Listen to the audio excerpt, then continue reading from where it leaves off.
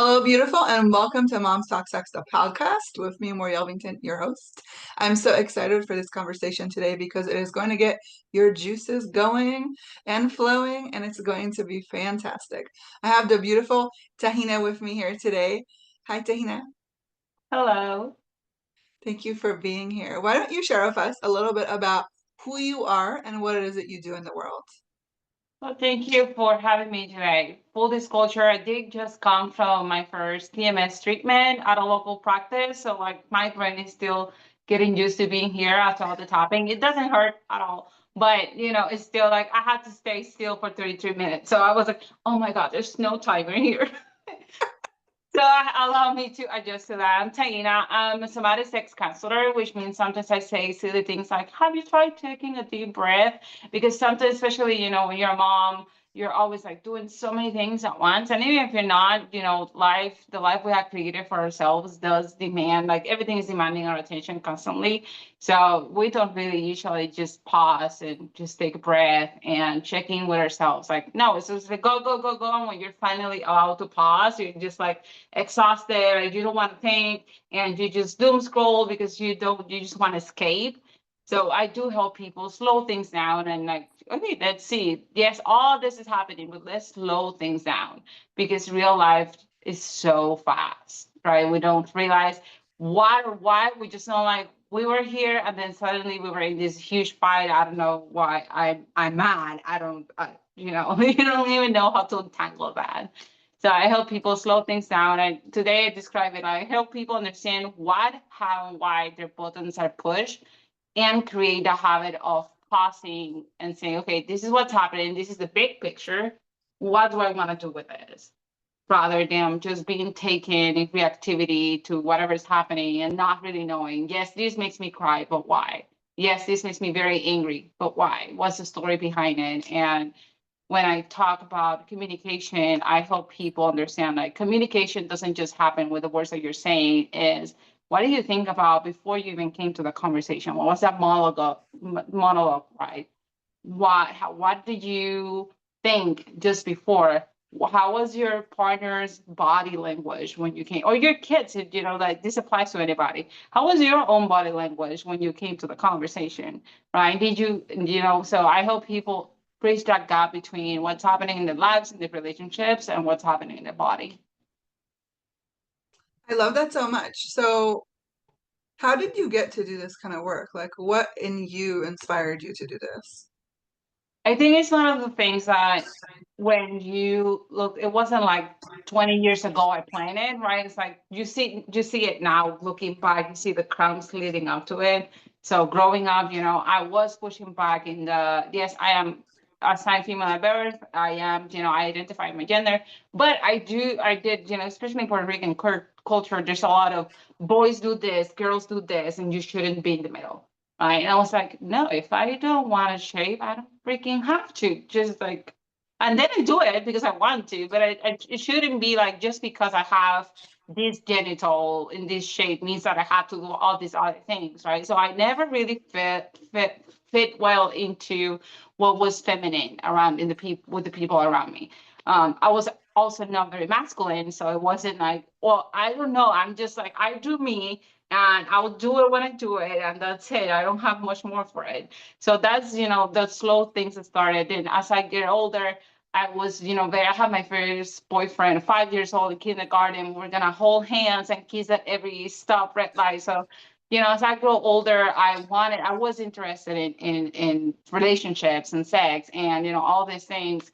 I myself never had really healthy relationship examples around me at all. I don't know if I think nowadays most of us don't have that, unfortunately. Right. So I was a parentified child where every adult will come and tell you all their secrets and their emotions instead of going to therapy. So moving forward, I was for a little while religious, and I was hosting groups at my school. So the kids at my school started doing the same thing. Like they would come to me and tell me. So in some way, shape, or form, I was around people telling me what was going on in their lives and deciding, is this something you want to do something about? Is this something that you just want to vent and pack it up and keep going? You don't want to do anything, which is fine too. So those are the ways. And I joke that I wanted to be, do you know, Meet the Fockers? Yeah. I joke that I want to be her, the mom. Like the second movie, you come to the scene, she's like trying to dispatch a group of older couples who are like in some adaptive cushions and stuff, like doing some sort of yoga for sex kind of thing. So I joke that that's who I wanted to be. When you see her, like she's so open and so they're so alive, their relationship is alive. Yeah. So along those ways, at some point, I had my first very early on. Obviously, we just got into it. We didn't date and think about life and ask deep questions. We just kind of, oh, we're hanging out, and then we're hanging out more. And guess what? I guess we're boyfriend girlfriend. Oh, we have a kid now. You know. So at some point, some years after, I'm like, how is it that we know, but we just keep bumping into the same things, and it's the same cycles over and over and over again. So I started researching like couples therapy and things like that. So I like direct source. So we didn't go to couples therapy. I just started educating myself in, okay, what are the people who are in the front of this right now? So I went to YouTube University for it. My background was more with children. So my plan was to be a child psychologist until, you know, across the years, I'm like, oh, it's the parents. Yeah. So if you're gonna work with the parents, you're gonna work with the kids, you're gonna work with the parents. And if you're gonna work with the parents, you're gonna work, in most cases, at least for us, it was a couple. And if you're gonna work with a couple, you have to talk about sex. So things just steamroll for time to time. I always been I like to open books and see if they're good. I wouldn't say I'm a reader. I have more books open than finished. But I started reading a book called, I think it's Simple Sex 101, Sex Made Simple, something like that. And I ended up, well, I was an administrator at a group private practice for therapy. And, I got interested in, oh, maybe I could do some, certification or coaching or something like that. I ended up enrolling in a PhD. And that author was one of the teachers and supervisors that they used to do. So I feel like it's meant to be. And now it's coming together, my story with the yoga and all that. And, real life experience and listening to people and the sex component, because I have always had a dirty mind. So now I'm making money out of it. I love that. So you would say most couples that come to you come because of problems in the bedroom? Yeah, but it's also because that's my niche. But at the same time, sex is not about apart from everyday life. So yes, this is happening here. But how does your day-to-day look like? How does your time together look like? What do you do when you fight? How do you come back together? How do you schedule rest time? How do you schedule play time? Like, what does having fun look like? Because if I'm not having fun and I'm not relaxing, I don't see how I can have sex. Those are two big parts of having sex. That's right. So what kind of tips can you share for the moms listening to have more fun and have more time for themselves so they can have more sex?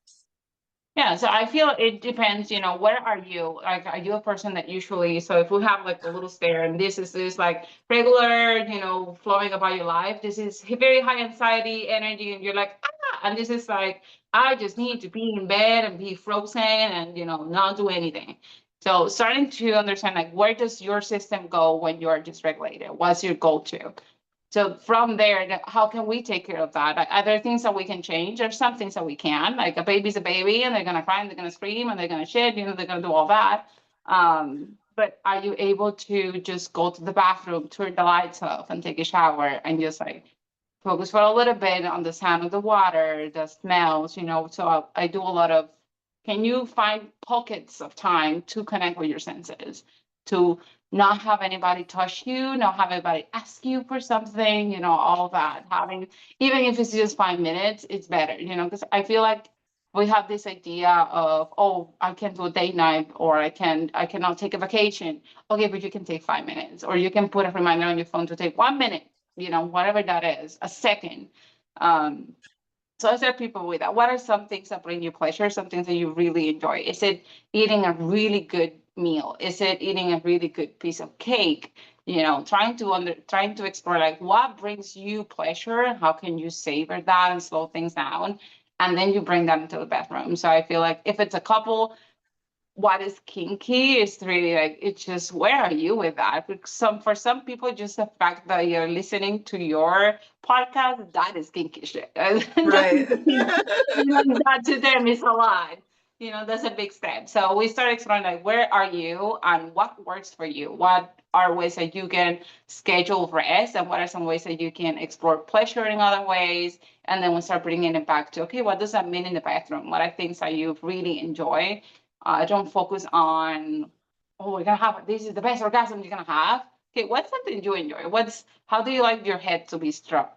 Do you rather be softly pet, or do you want, more pressure? Like, what are you understanding your body and your responses? And then we take it from there. Do you find it that most the people that come to you, is it coming from the woman or from the man side? That's a tough one. I think most of my clients are women. Most of them are coming because of a relationship issue, whether they're a woman or not.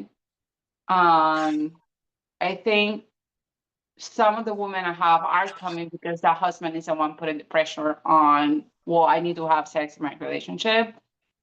Interestingly, for me, my relationship, I'm the one that wants more sex. So I'm the one that's gonna turn into a bee if certain time, and I'm just now like trying to, okay, I'm not gonna be passive aggressive. I'm gonna state what's happening instead of, be bitchy about other things. So yes, I think some of them are that way. I think a few of the men I have that are not, a couple, something's going on that makes it difficult to date. I'm not a Mm. dating expert. I have spent a lot more time married than I have dating. So like my brain doesn't get dating very well. Like I don't know what it is to date a partner, to looking for a partner. But most of the men I see are, there's something that they feel like this wouldn't work well in a relationship, so I want to address this. Most of them are women, but I also do a lot of stress management and, just improving like the way that you cope and manage, understand and manage your emotions, especially when you feel like I'm just wearing them here and anything just makes me cry, or, um, so I do a lot of that. That doesn't have to be necessarily sexuality related. So sometimes it's in the workplace or whatnot. But yes, I would say most of them are women. When a couple, usually she's the one, but I feel like there's so many, I have if there's something I have learned, is that it doesn't make a big difference. And if it's a woman or not, like even in same-sex couples, I see the same dynamics that you will see with anybody else, because we're people, and people are people. Yeah. So why do you think it is that sex is the number one thing that kind of goes out the window when we aren't feeling regulated, when we're feeling like, why is stress the one thing that like kind of drops off in a relationship? I think that's also a difference for everybody, because yes, most people, when they're stressed, that will be a big break for them. But there are some people like me, like that is the more reason for me to have it, so I don't have to think Right. about this. So it's a big thing. But yeah, I just think it's not survival. And yes, of course, like we have, sometimes we do have to put like, this is not a priority now. Like we need to do all these things, and that we need to honor whatever we are in our lives. But I think what pops up for me with the question is really that most of us have not been taught that sex as a stress reliever, or as a pleasure connection, as pleasure.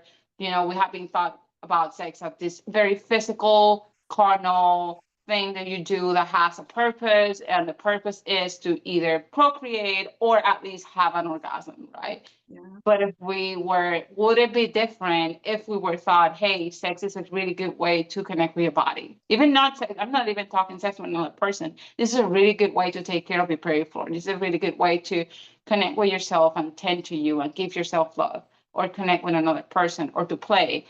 But we don't use that language around sex. So I feel like, yes, part of it is like, well, yeah, if I need to eat, I need to eat. Don't touch me. But I think part of it is also how we have been thought about sex, or our mindset around it. Can you share maybe a success story of a couple that came to you and how they're doing now? Yeah. trying to think, how do you switch them out to make sure nobody knows that you're talking about them? Yeah, so I think It's a the funny story. part is when, so I have a few people who are in as needed basis. So I have people that I see every week. I have people that I see every 2 weeks, like consistently. But I have some people that are like, hey, we need to come for a few sessions, but really, we'll let you know when something happens, something comes up. So when these particular people, they were opening their relationship, so they needed help like navigating to, okay, we have talked about this a lot, but we know like it doesn't matter how much you talk about it. Once you're there, the story can be different. You know, you Yeah, don't know what's gonna come up, and you right. need to keep talking about it. And you need to know like, okay, how do I prepare during, before, during, after. So I know that when they texted me to say, hey, are you available next week? Whatever. I knew they were that man they played. So like I get a giggle out of sometimes I'm just celebrating that people are having sex, you know. I celebrate that people did something like that. Um yeah, another person is for them it was giving themselves permission to pause and self-pleasure. And for her that was a big thing because she lost, and when she started being an entrepreneur, things just got so heavy. So I think part of it is like when you're an entrepreneur, you work from home. When you're home, but you're at work too. So like work Yeah. is there. You could be working, and like if you don't do it, you don't get paid. Money doesn't get generated and all that. So for a few years, she had a big break for her. Like she just couldn't access, and it started creeping into my husband used to love like listening to her mind wandering, and that wasn't an option. That wasn't happening anymore because like she was just so clouded with all these thoughts. So it was a little bit of other things, like some other things needed to shift before she was able to, oh, I can relax and allow myself a few minutes of pleasure now, you know. Yeah. Yeah, so I feel like it's little things like that for other people that have not been about sex. It has been like, yeah, I was able to talk to my shitty boss about this, and I didn't cry in front of them. You know? That's amazing. Breakthrough. I love that. Well, thank you so much. This is so inspiring. So, if our listeners want to hear more about you, get in touch with you, where can they find you? Yeah, so you can find me. The best way to stay connected, if all you want to do is just follow me around, is Facebook, Instagram. If you would like to make an appointment or do have some questions, resources, and stuff, I do have a website, drthainacordero.org. And the best way to reach me is email or text message. I do not answer on scheduled calls. Well, thank you so much for being here and taking your time and sharing your wisdom. It was definitely a game changer. And I'm sure that if you're listening and tuning in, you can find yourself in what she was sharing because so many of us get stuck in those moments. But if you can take a pause and really look at what it is that's creating this pattern in your life, it will start shifting everything. I always say awareness is the first step for anything. So I'm really appreciating you for all the work that you do helping couples around the world have amazing sex and restore their relationships. What better way to celebrate your gifts than that? Thank you. Thank you for having me. Thank you for the time. I love connecting with you today. Same. And thank you guys for listening and tune in with us again next week for another juicy episode of Mom Talk Sex. Bye.